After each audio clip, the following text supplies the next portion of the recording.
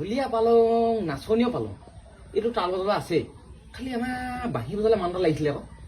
বাহিয়া নাই ন কেলা মোৰ এটা কণ্টেক্ট আছে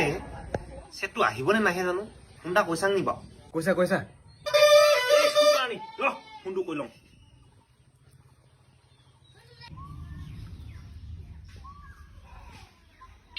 অ হেল্ল' ক'ত আছ তই ঐ মই যে ঘৰতে অ এই কেলা বিহুখন উলিয়াচোন বাঁহী বজাব হে? লাগিছিলে আকৌ